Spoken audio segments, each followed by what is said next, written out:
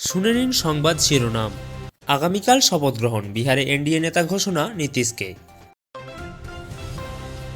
খুনের মামলায় আগাম জামিনের আবেদন জানায় রায়গঞ্জের বিডিও। মোবাইল ফোন নিয়ে সমস্যা, জেলা শাসক দপ্তরে আঙ্গনওয়াড়ি কর্মীদের বিক্ষোভ। নিউ টাউনে অভিজাত হোটেলের পাশে আবারও লাগে ভয়াবহ আগুন। গ্রামে ঢুকে পড়া শাস্তি, ময়ালকে দড়ি দিয়ে বেঁধে রাখলেন গ্রামবাসীরা। নিয়োগ দুর্নীতি মামলায় ফের জামিন পেলেন কল্যাণময় গঙ্গোপাধ্যায়।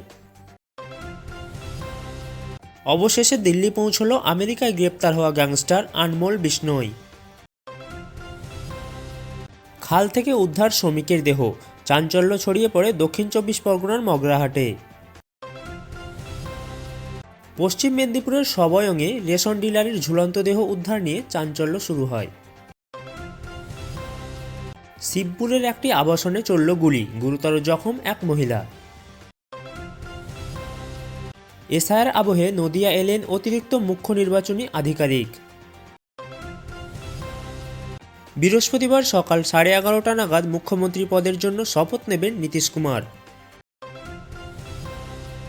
দ্রুত গতিতে ওভারটেক করতে গিয়ে দুর্ঘটনা, নিউ টাউনে মৃত এক। প্রাক্তন প্রধানমন্ত্রী ইন্দিরা গান্ধীর জন্মদিনে শ্রদ্ধা জ্ঞাপন জানালেন মমতা বন্দ্যোপাধ্যায়। জাপানে দেখা দেয় ভয়াবহ অগ্নিকাণ্ড, 170টি বাড়ি ক্ষতিগ্রস্ত। ডোনাল্ড ট্রাম্প সহ একাধিক প্রভাবশালীকে হত্যার হুমকি, মিশিগান থেকে গ্রেপ্তার করা হয় একজনকে। সৌদিতে বাস দুর্ঘটনায় উচ্চ পর্যায়ের কমিটি গঠন করল অন্ধ্রপ্রদেশ সরকার। আবারও মাদক পাচারে বড় সাফল্য পেল ভারতীয় সেনা, উদ্ধার কোটি টাকার কোকেন। দিন কয়েকের জন্য উধাও শীতের আমেজ, বাংলায় বাড়বে তাপমাত্রা। নিয়োগ দুর্নীতি মামলায় ফের জামিন পেলেন কল্যাণময় গঙ্গোপাধ্যায়। শুনে নেব বিস্তারিত খবরগুলি। ফের বিহারে এনডিএ নেতা ঘোষণা নীতীশকে। বিহার বিধানসভার আনুষ্ঠানিকভাবে এনডিএ জোটের নেতা হিসাবে নীতীশ কুমারের নাম ঘোষণা করা হয়েছে। ফলে 20 নভেম্বর অর্থাৎ বৃহস্পতিবার মুখ্যমন্ত্রী পদে শপথ নেওয়ার ক্ষেত্রে আর কোনো বাধা রইল না তার। বুধবার সন্ধ্যায় রাজ্যপাল আরিফ মোহাম্মদ খানের সঙ্গে দেখা করে সরকার গঠনের দাবি জানান নীতীশ কুমার। এরপরই তার শপথ গ্রহণের বিষয়টি নিশ্চিত হয়। খুনের মামলায় আগাম জামিনের আবেদন রাজগঞ্জের বিডিওর। নিউটাউনের স্বর্ণ ব্যবসায়ী খুনের ঘটনার রেসে এবার আগাম জামিনের আবেদন জানাতে বারাসাত জেলা আদালতে দ্বারস্থ হলেন রাজগঞ্জের বিডিও প্রশান্ত বর্মন। মামলায় তার নাম জড়িয়ে পড়ায় আইনি প্রতিক্রিয়া তিনি আগেভাগেই সুরক্ষা চাইছেন বলে আদালত সূত্রে জানা গেছে। মোবাইল ফোন নিয়ে সমস্যা, জেলা শাসক দপ্তরে আঙ্গনওয়াড়ি কর্মীদের বিক্ষোভ। শিশু শিক্ষা কেন্দ্রগুলি সুষ্ঠু পরিচালনার জন্য আঙ্গনওয়াড়ি কর্মীদের হাতে রাজ্য সরকার মোবাইল ফোন তুলে দিলেও তা ব্যবহার করতে গিয়ে নানান সমস্যায় পড়েছেন শিক্ষিকারা। দীর্ঘ আন্দোলনের পর গত অক্টোবরে রাজ্য সরকার মোবাইল খরচ বাবদ 10,000 টাকা বরাদ্দ করে, তবে শর্তাবলী আপত্তিকর বলে অভিযোগ ইউনিয়নের।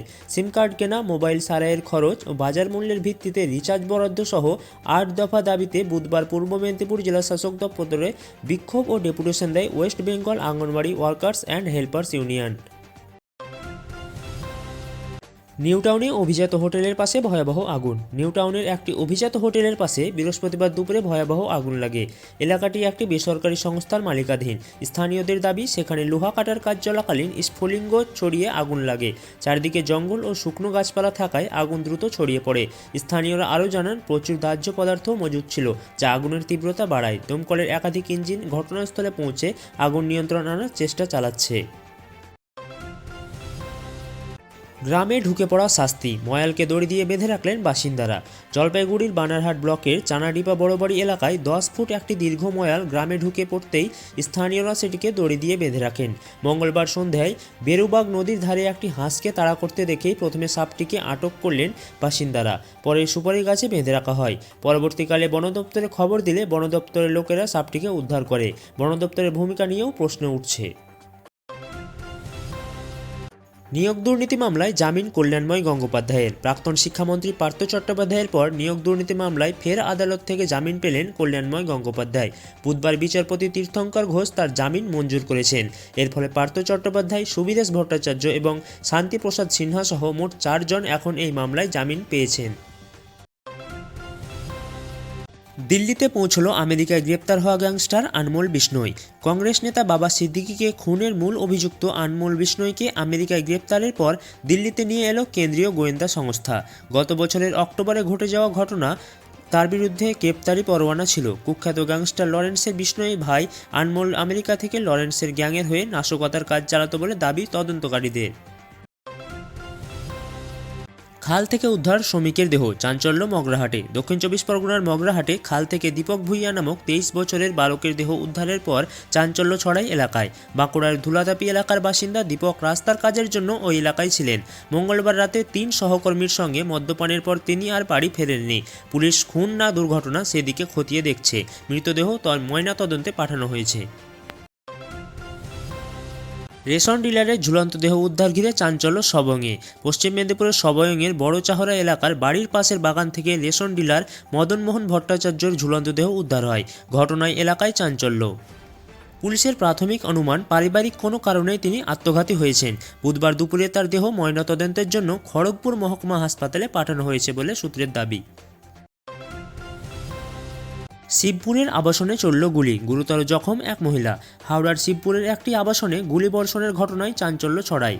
গুলিতে গুরুতর আহত হন পুরম যাদব নামক এক মহিলা। পুলিশ তার স্বামী গোপাল যাদবকে আটক করে জিজ্ঞাসাবাদ করছে। কী কারণে গুলি চলল তা নিয়ে তদন্ত সাপেক্ষ। আহত পুরমকে আশঙ্কাজনক অবস্থায় হাসপাতালে ভর্তি করা হয়েছে। এসআইআর আবহে নদিয়ায় এলেন অতিরিক্ত মুখ্য নির্বাচনী আধিকারিক। নদিয়ায় এসআইআর পরিস্থিতি পর্যালোচনা করতে কৃষ্ণনগরে আসেন পশ্চিমবঙ্গের দায়িত্বপ্রাপ্ত senior deputy election commissioner Gyanesh Bharti এবং মুখ্য নির্বাচন আধিকারিক মনোজ আগরওয়াল সহ 4 সদস্যের প্রতিনিধি দল। মঙ্গলবার রাতেই তারা কৃষ্ণনগরে পৌঁছান। সকাল 11টা নাগাদ জেলা প্রশাসনিক ভবনে বৈঠক শুরু হয় জেলা শাসক সহ শীর্ষ প্রশাসনিক আধিকারিকদের সঙ্গে। দ্রুত গতিতে ওভারটেক করতে গিয়ে দুর্ঘটনা, নিউটাউনে মৃত একজন। নিউটাউনে দ্রুত গতিতে ওভারটেক করতে গিয়ে ঘটে মর্মান্তিক দুর্ঘটনা। নিহত তুষার বৈদ্য নামক 22 বছরের একজন যুবক। তিনি ঢালপাড়া থেকে মিশন বাজারের দিকে যাচ্ছিলেন। বিপরীত দিক থেকে আসা গাড়ির সঙ্গে মুখোমুখি সংঘর্ষে গুরুতর জখম হন তিনি। বিধাননগর মহকুমা হাসপাতালে নিয়ে গেলে চিকিৎসকেরা তাকে মৃত বলে ঘোষণা করে। প্রাক্তন প্রধানমন্ত্রী ইন্দিরা গান্ধীর জন্মদিনে শ্রদ্ধা জ্ঞাপন মমতা বন্দ্যোপাধ্যায়ের। প্রাক্তন প্রধানমন্ত্রী ইন্দিরা গান্ধীর 108তম জন্মদিনে শ্রদ্ধা জানালেন মুখ্যমন্ত্রী মমতা বন্দ্যোপাধ্যায়। সমাজ মাধ্যম এক্সে একটি পোস্ট করে তিনি ইন্দিরা গান্ধীকে স্মরণ করেন এবং তার অবদানকে তুলে ধরেন।